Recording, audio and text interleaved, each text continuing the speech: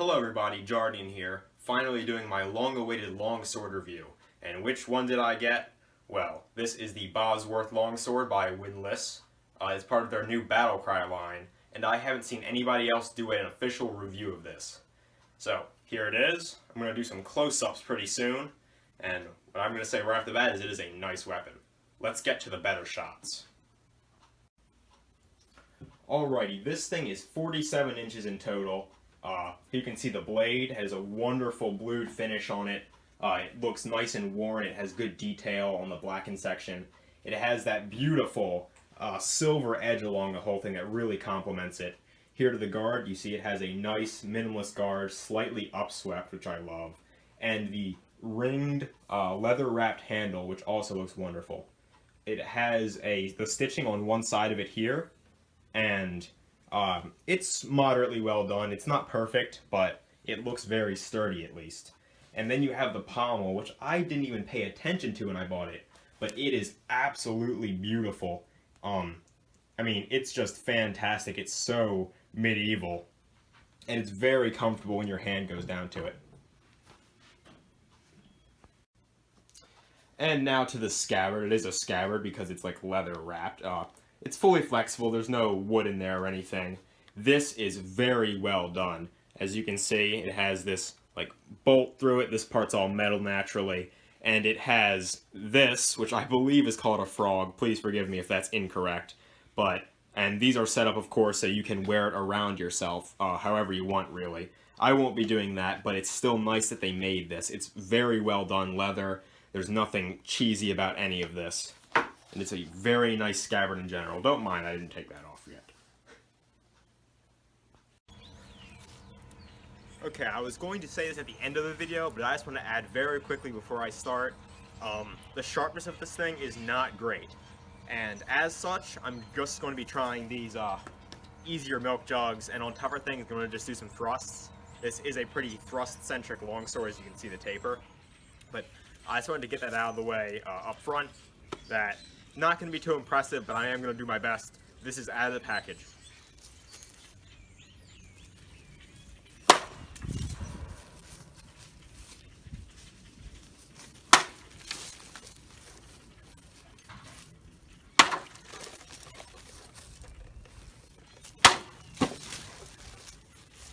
Not bad for the first one.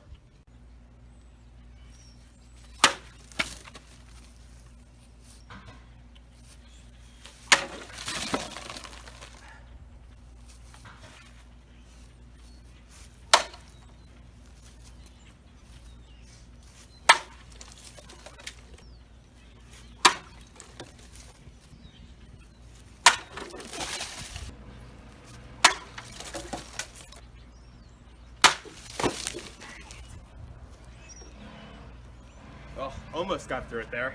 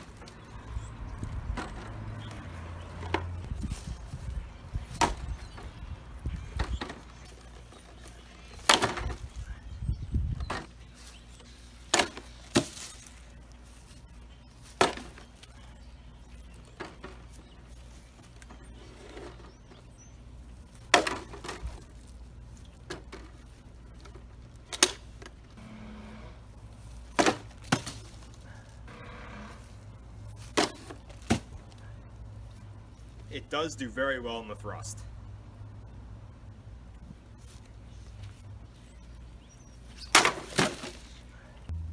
Okay, I can't think of any more long-swordy things to do, so for this last one that I have a lot of trouble cutting, I'm going to try to do my little silly thing where I bring it around.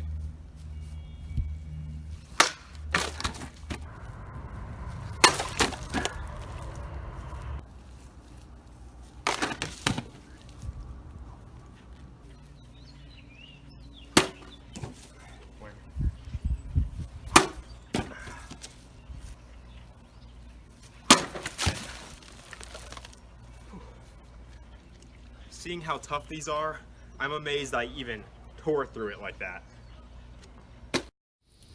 Okay, let's see what I can do to try to cut into this really massive, heavy cardboard tube. I don't expect much, but don't worry about this blade. Remember, it is advertised as something you beat the crap of. In their video, he was hitting a stump like 50 times. So let's just see what I can do. I'll go as many times as I can, really.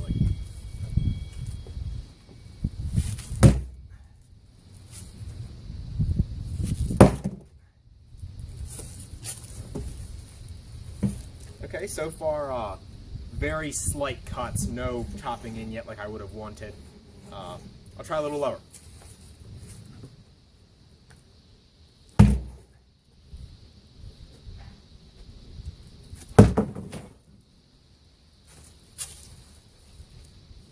Okay, again, I am digging into it, however, I'm obviously not slicing through.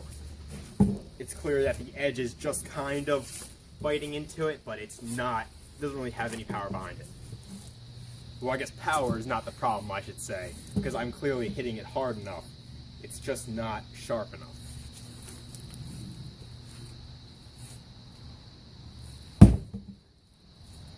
That time, I drew the blade back as I cut, and indeed, it did cut better. So I'll try that again.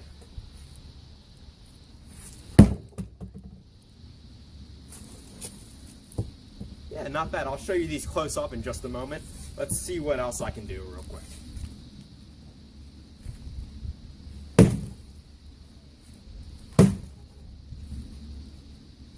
And let's do one of my things.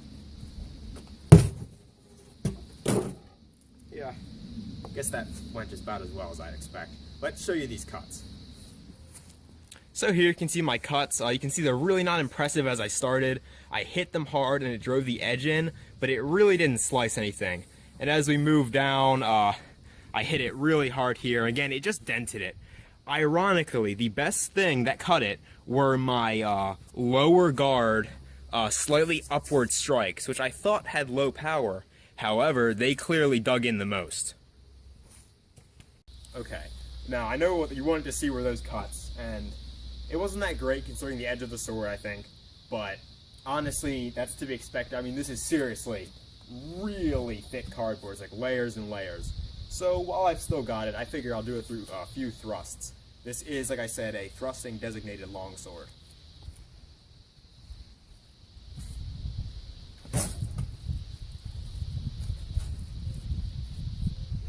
Not about that much.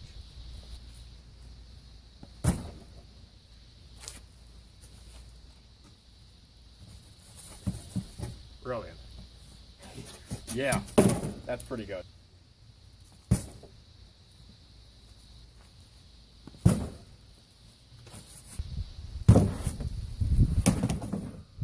I know all these thrusts I'm doing aren't very professional or longswordy. I'm kind of just poorly imitating things I've tried to study, because I've never actually held a longsword before now. But it's definitely doing very well in the thrust, considering how inexperienced I am and how silly some of the thrusts I'm doing are.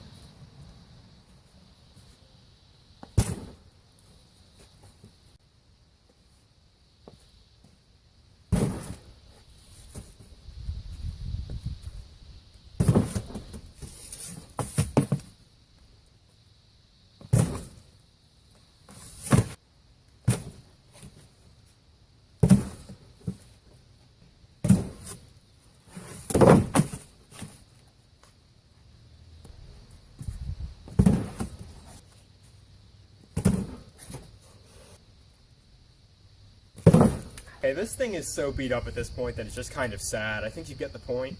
That best thrust is definitely the one where I showed as I pulled it out, but they all did very well considering. I mean, this is seriously a tough roll of cardboard. Let's just see if I can do anything else before I toss it in the garbage.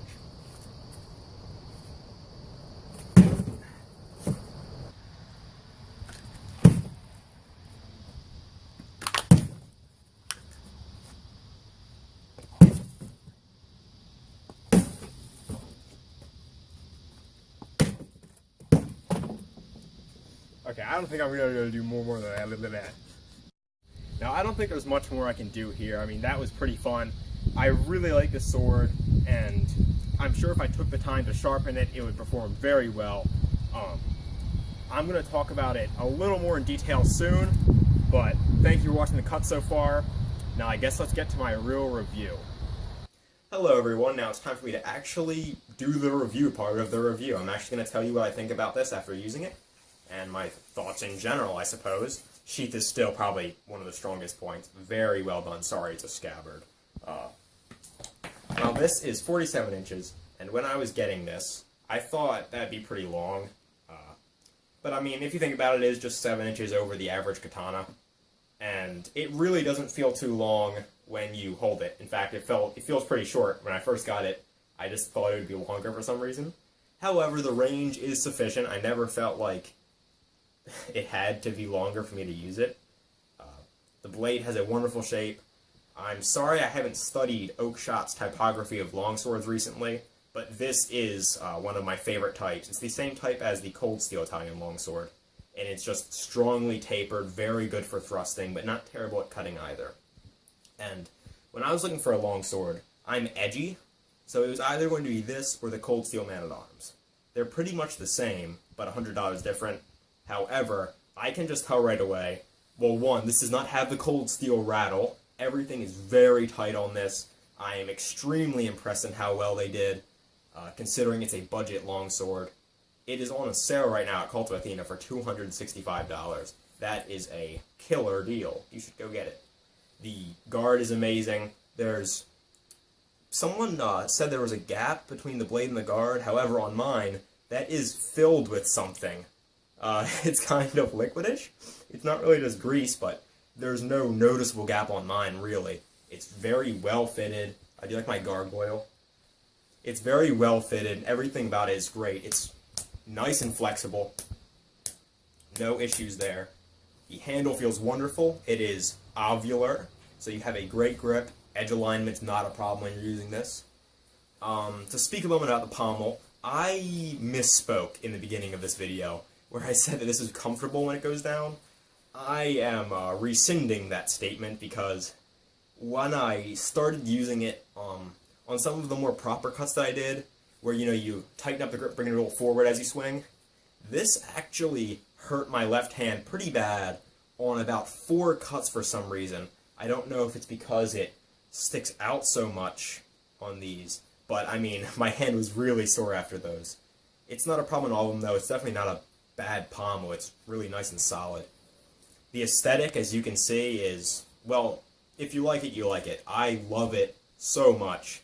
It's not just blued, it has that amazing used look with the detailing over the whole thing. I don't know if they like acid washed it or something, but it looks amazing.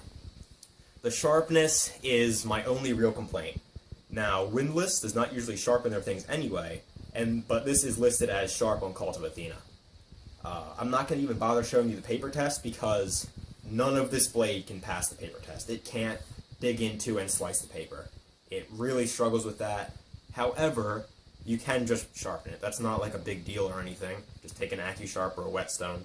However, I wanted to show you guys out of the box what this is like, and for the price, I would say this is absolutely worth it. If you love the aesthetic as much as I do and you like this type of longsword, just go for it. It is great. The thrusts felt amazing with this. The cuts, they didn't feel bad at all, but they weren't that impressive, I'll admit. The weighting, before I forget, is phenomenal, really. This is so light that I can swing with one hand. I wouldn't, obviously, but I could. And while I do work out, and I don't like people calling me weak because I'm a skeleton, keep in mind, I'm a skeleton. And if I'm saying that, then it means this is a light sword. It definitely has no problem in weighting. I'd say the balance is around here, so not too far from the guard. That's really all I have to say here. I hope you enjoyed my cuts.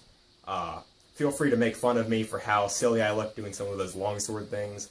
I've never picked up a longsword before now, but I have been trying to study. Anyway, I hope you enjoyed this. This is actually my last sword video. So, thank you all for watching. This is Jardian. See ya.